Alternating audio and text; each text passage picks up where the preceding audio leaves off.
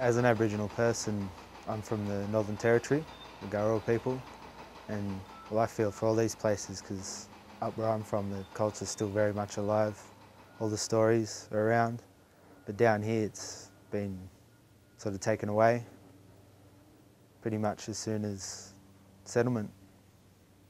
There are a lot of sites still around in the Ku-ring-gai Shire, and in this cave there's one here, looks like a bit of a fish. Can pick that out pretty good. Well, Bayami, one of the paintings we think's in this cave, he's usually depicted with his hands out like that, welcoming the people to the site, and he's the creator for this area. Well, with these areas there's residential, commercial building, people wanting to move in, like growth of population, and people graffitiing and wrecking these sites. Yeah, I'd like to acknowledge the Camaragal people, who are the traditional owners of this land, and pay respect to the elders past and present of the Ku-ring-gai Nation. We don't get taught anything at high school about Aboriginal people unless we choose the elective Aboriginal studies.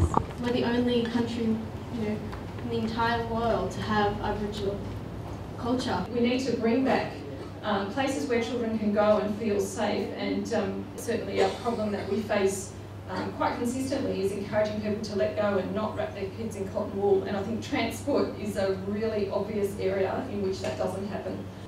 I'm more concerned about the people who live on their own in the streets.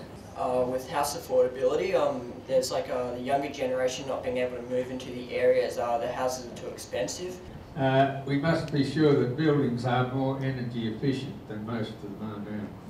For the built environment, we believe that maintaining and improving the level of infrastructure that we currently have is a very important strategy for moving into the future. We know that there's quite a lot of work that's already happening with bush care regeneration, and we just wanted to emphasise that this was an area we thought was really important, and that some of the council levies that go towards that just now is appreciated. From the culture table, I didn't mention the what we had in the early post-war period we don't have now. Down in the bush down there, every Sunday morning we had a 2-up school.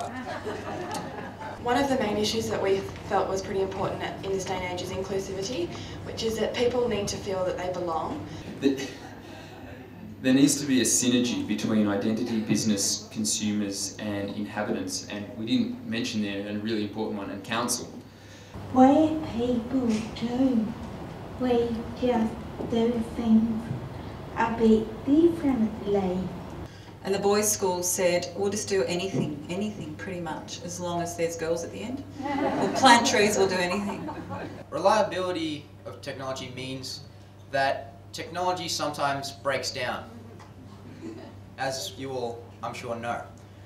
Very established, beautiful trees could be gone. This has been most enlightening, and I have found it absolutely amazing. It's terrific.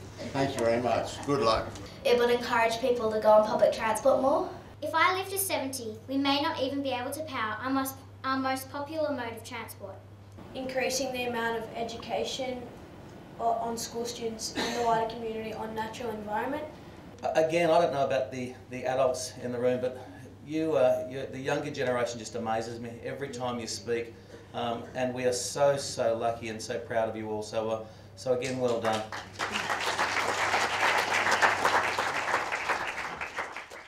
For now, we're identifying the issues, your visions, your aspirations for Ku-ring-gai. And at the end point, we end up with sustainability built into our management plan, and we're going to end up with sustainability strategies for every suburb in Ku-ring-gai.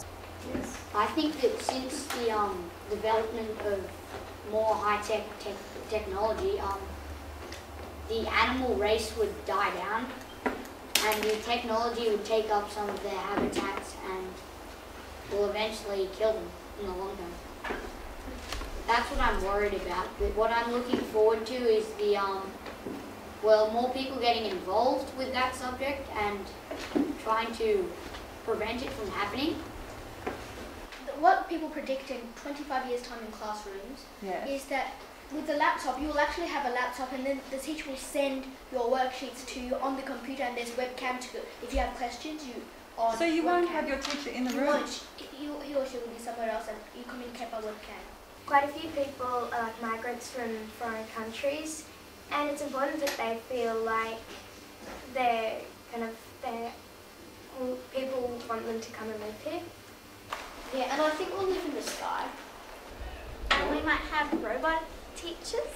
But you can play against the world. There's already a machine where you can have arm wrestles from America to Australia. Well, I would organise, more Clean Up Australia times, except in Ku-ring-gai. So I'd have special dates where we get people to clean up their area.